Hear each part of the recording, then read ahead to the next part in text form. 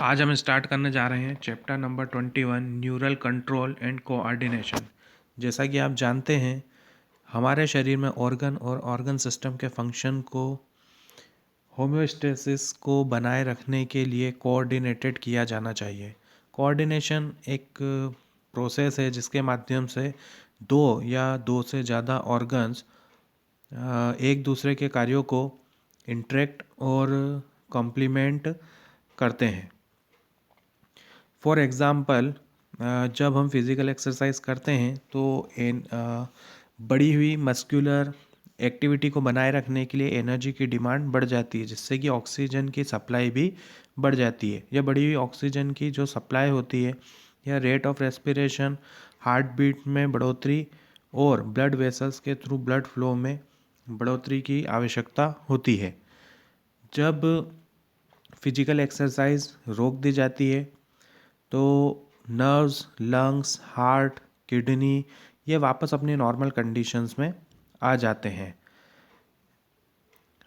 Muscles, lungs, heart, blood vessels, kidney और हमारे जो अदर ऑर्गन्स है वह हमारी फिजिकल एक्सरसाइज के समय कोऑर्डिनेटेड किए जाते हैं।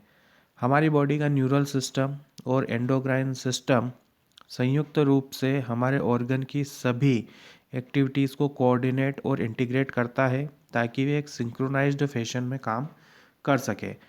न्यूरल सिस्टम एक क्विक कोऑर्डिनेशन के लिए पॉइंट टू पॉइंट एक ऑर्गेनाइज्ड नेटवर्क को प्रोवाइड करता है। एंडोक्राइन सिस्टम हार्मोन के थ्रू केमिकल इंटीग्रेशन को यहाँ प्रोवाइड करता है। इस चैप्टर में हम यहाँ पर ह्यूमन के न्यूरल सिस्टम, न्यूरल कोऑर्डिनेशन की जो मैकेनिज्म होती है उसके बारे में, सिनेप्स के अक्रॉस इम्पल्स कंडक्शन और रिफ्लेक्स एक्शन की जो फिजियोलॉजी होती है उसके बारे में यहाँ पर डिस्कस करेंगे। हमारा जो अगला टॉपिक है वह है न्यूरल सिस्टम। सभी एनिमल्स में न्यूरल सिस्टम जो है वो हाईली स्पेशलाइज्ड सेल से मिलकर बना होता है। इन हाईली स्पेशलाइज्ड सेल्स को न्यूरॉन कहा जाता है, जो कि डिफरेंट टाइप के जो स्टिमुलाई होते हैं उन्हें डिटेक्ट, रिसीव और ट्रांसमिट करते हैं। जो लोअर इन्वर्टिब्रेट्स होते हैं उसमें ये न्यूरल ऑर्गेनाइजेशन बहुत साधारण होता है, बहुत सिंपल टाइप का होता है। एग्जाम्पल के लिए जो हाइड्रा होते हैं उनमें न्यूरॉन्स का नेटवर्क पाया जाता है, जबकि न्यूरल सिस्टम इंसेक्ट में बहुत अच्छे तरीके से ऑर्गेनाइज्ड होते हैं, जहाँ पर ब्रेन होता है और ब्रेन के साथ वहाँ पर न्यूरल टिश्यूज़ और गैंग्लिया पाए जाते हैं। जो वर्टिब्रेट्स होते हैं उनमें और भी अधिक विकसित न्यूरल सिस्टम पाया जाता है। अब हम बात करते हैं ह्यूमन न्यूरल सिस्टम की। जो ह्यूमन न्यूरल सिस्टम है उसे 2 पार्ट्स में डिवाइड किया गया है। Number 1 the central neural system CNS, number 2 the peripheral neural system PNS।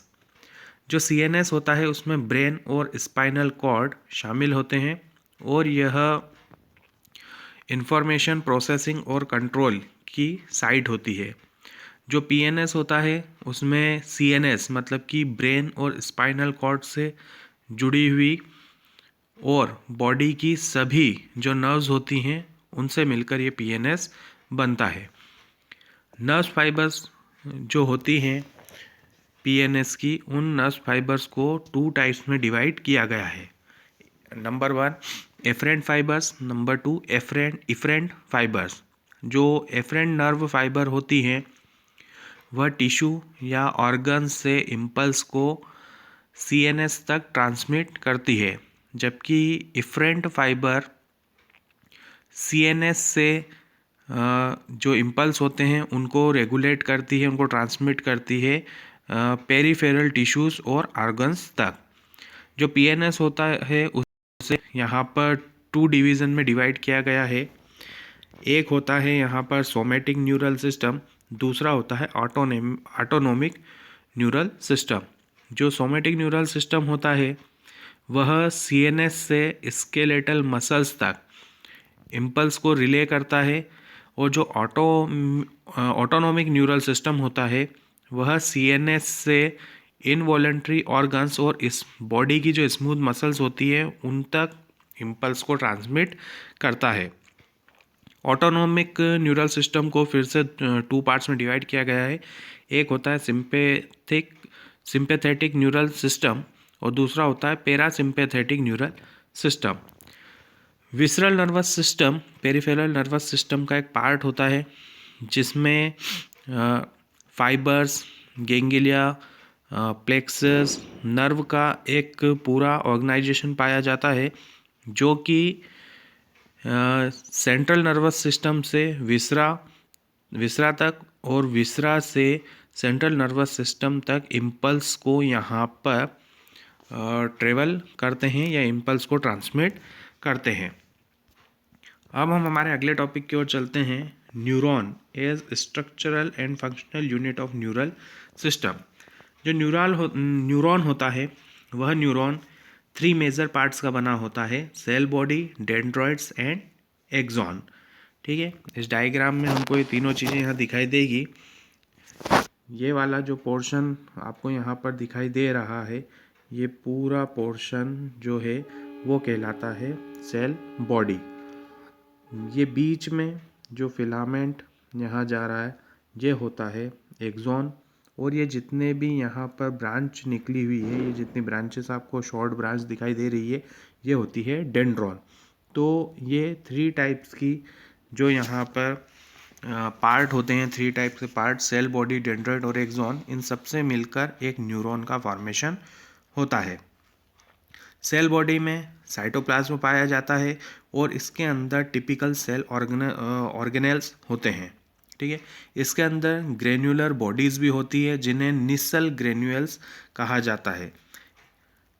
Nisal granules cell body से निकलने वाले जो शॉर्ट फाइबर्स होते हैं, ब्रांच के रूप में यहाँ पर बहुत सारे शॉर्ट फाइबर्स निकलते हैं, उनके अंदर भी निसल ग्रेन्यूल्स पाए जाते हैं और इन शॉर्ट फाइबर्स को डेंड्राइट्स कहा जाता है।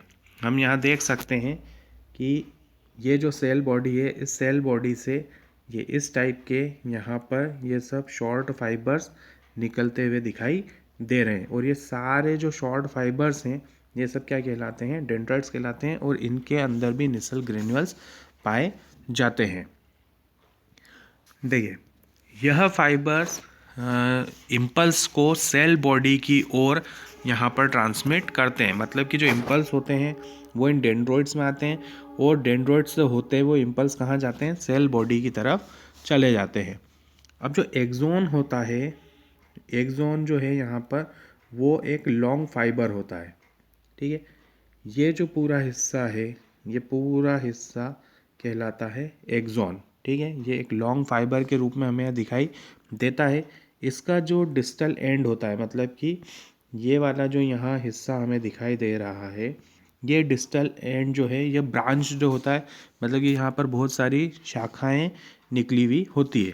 हर एक ब्रांच के लास्ट सिरे पर जो लास्ट एंड होता है इसका, उस एंड पर एक बल्ब लाइक स्ट्रक्चर हमें दिखाई देता है जिसे कि सिनेप्टिक नॉब कहा जाता है। इस सिनेप्टिक नॉब में सिनेप्टिक वेसिकल्स होते हैं जिसके अंदर न्यूरोट्रांसमीटर नाम का केमिकल पाया जाता है।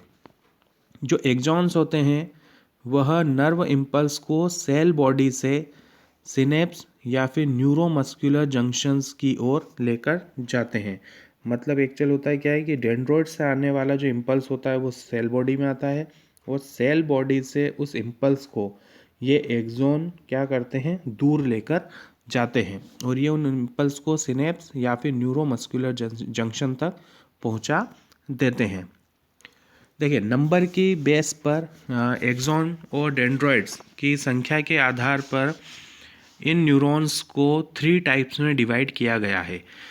फर्स्ट होता है मल्टीपोलर, इसके अंदर एक एक्सॉन और 2 या 2 से ज़्यादा डेंड्रॉइड होते हैं और यह सेरेब्रल कॉर्टेक्स में पाया जाता है।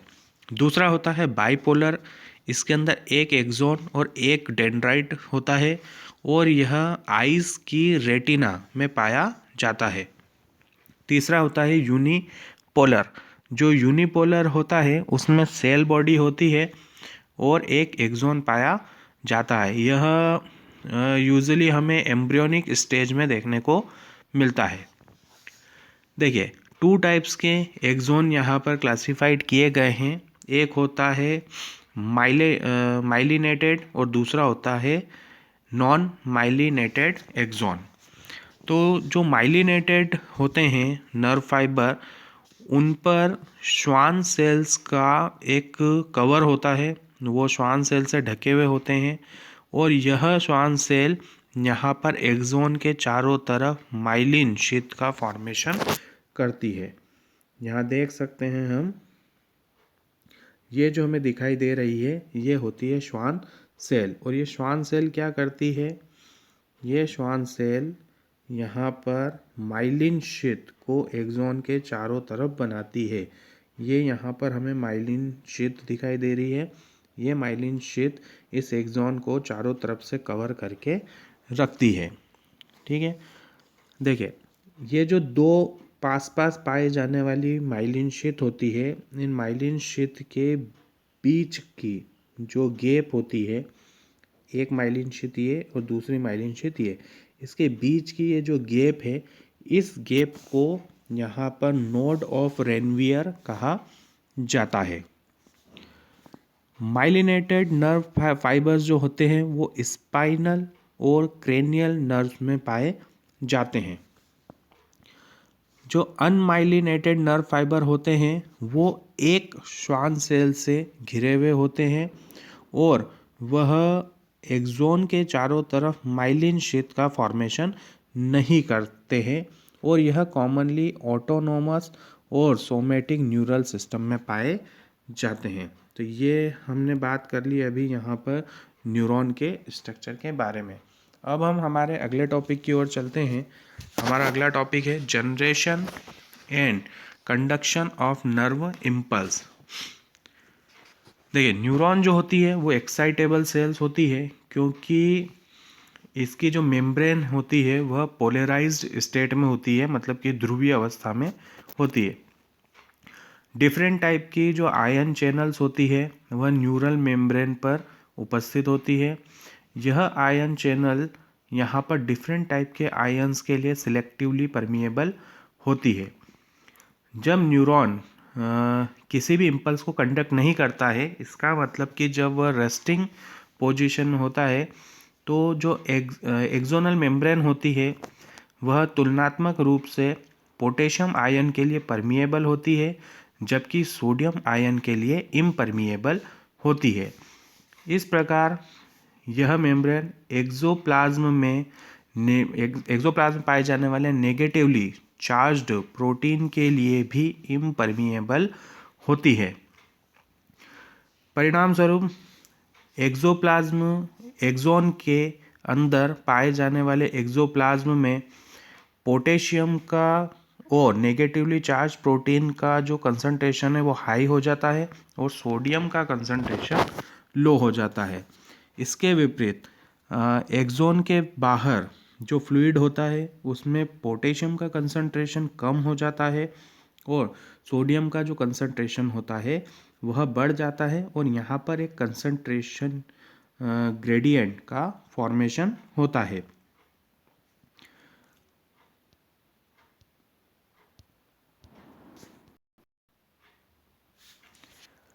रेस्टिंग मेम्ब्रेन में आयनिक ग्रेडियंट्स को सोडियम पोटेशियम पंप द्वारा आयंस के एक्टिव ट्रांसपोर्ट द्वारा मेंटेन किया जाता है, जो कि सेल में पोटेशियम के 2 आयन के लिए सोडियम के 3 आयन को बाहर की ओर ट्रांसपोर्ट करते हैं।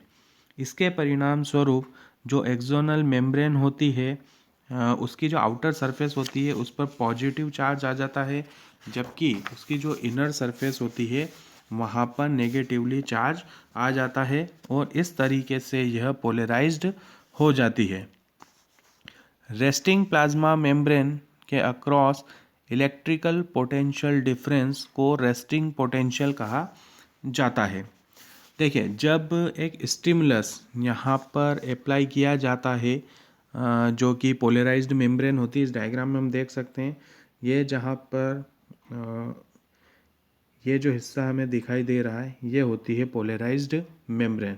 तो इस पोलराइज्ड मेम्ब्रेन पर जब कोई स्टिमुलस यहाँ पर अप्लाई किया जाता है तो हम देखते हैं कि हम किस जगह पर स्टिमुलस अप्लाई कर रहे हैं, पॉइंट ए पर।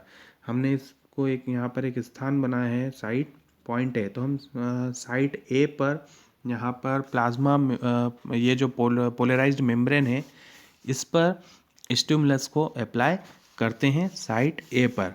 ठीक है, तो इस पर जब हम यहाँ पर स्टिमुलस अप्लाई करते हैं तो यह जो मेम्ब्रेन होती है ये सोडियम आयन के लिए परमिएबल हो जाती है। और जैसे ही यह सोडियम आयन के लिए परमिएबल होती है, सोडियम आयन का एक तीव्र प्रवाह, एक रैपिड इन्फ्लक्स यहाँ पर शुरू हो जाता है, जिससे कि साइड की जो पोलैरिटी होती है वो रिवर्स हो जाती है। मतलब कि इसकी बाहरी साइड पर अभी प्लस है और जो अंदर वाली साइड है उस पर नेगेटिव चार्ज है। पर जैसे ही सोडियम आयन अंदर आते हैं बाहर की ओर नेगेटिव चार्ज आ जाता है और अंदर की ओर यहाँ पर पॉजिटिव चार्ज आ जाता है। मतलब कि ये यहाँ पर जो चार्ज होते हैं वो रिवर्स हो जाते हैं। अब हम आगे चलते हैं। The polarity of the membrane at the site A is thus reversed and hence depolarized। अब एक्चुअल हुआ क्या कि प्लस चार्ज अंदर आ जाता है, माइनस चार्ज बाहर चला जाता है आउटर सरफेस पर, जिसकी वजह से यह क्या हो जाती है, डीपोलराइज्ड हो जाती है। Electrical potential difference across the plasma membrane at the site A is called the action potential। Site A, plasma membrane की साइट ए पर जो इलेक्ट्रिकल पोटेंशियल डिफरेंस होता है उसे यहाँ पर एक्शन पोटेंशियल कहा जाता है और जिसे वास्तव में हम नर्व इम्पल्स के नाम से जानते हैं। अब इस साइट पर आगे की ओर बढ़ने पर, अब जैसे ही हम आगे की ओर इस साइट पर बढ़ते हैं, इस नीचे वाले डायग्राम की हम यहाँ बात कर रहे हैं, जैसे ही हम इस साइट पर आगे की ओर बढ़ते हैं तो हम वहाँ देखते हैं कि हमने अब यहाँ पर एक साइट बी बना रखी है। ठीक है, तो मेम्ब्रेन की जो ये एक्सॉन मेम्ब्रेन की जो साइट बी है वहाँ पर आउटर सरफेस पर हमें पॉजिटिव चार्ज दिखाई दे रहे हैं। ठीक है, और जो उसकी इनर सरफेस होती है वहाँ पर इनर सरफेस जो होती है वहाँ पर नेगेटिव चार्ज होते हैं। ठीक है, अब इसके परिणाम स्वरूप क्या होता है कि जो करंट फ्लो होता है वह जो इस मेम्ब्रेन की इनर सरफेस होती है उसमें ए से बी साइड की ओर होता है। हम यहाँ देख सकते हैं कि ये ए साइड है और ये हमारी बी साइड है। ठीक है, तो जो करंट का फ्लो होता है इनर वाली सरफेस पर, मतलब करंट फ्लो किस तरफ होता है, प्लस से माइनस की तरफ। तो चूंकि ए साइड पर अंदर की ओर प्लस है और बी साइड पर अंदर की ओर माइनस है, तो करंट का फ्लो इस तरफ यहाँ जाता है। और इसी मेम्ब्रेन की जो आउटर सरफेस है, मतलब कि बाहर की सरफेस, उस पर करंट का फ्लो बी से ए की तरफ जाता है। तो इनर सरफेस पर करंट जो है वो ए साइड से बी साइड की ओर जाएगा और जो आउटर सरफेस होती है वहाँ पर करंट बी वाली साइड से ए वाली साइड की तरफ यहाँ पर जनरेट होता है। देखिए, अब जो करंट है वह मेम्ब्रेन की इनर सरफेस पर ए से बी की ओर जा रहा है और आउटर सरफेस पर बी से ए की ओर जाता है। इससे क्या होता है कि जो पोलैरिटी होती है वह उस साइड पर रिवर्स हो जाती है और जो एक्शन पोटेंशियल होता है वह साइड बी पर जनरेट हो जाता है। यह जो इम्पल्स है जिसे हम एक्शन पोटेंशियल कहते हैं, जो जनरेट होता है साइड ए पर, अब वह कहाँ पर पहुँच जाता है, साइड बी पर चला जाता है।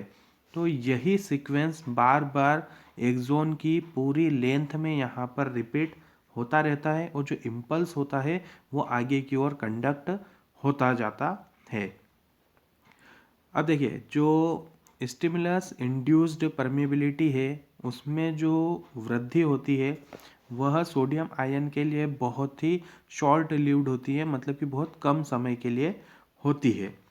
यह जो है, यह जो परमिबिलिटी है यह पोटेशियम आयन की परमिबिलिटी में वृद्धि के तुरंत बाद यहाँ पर होती है।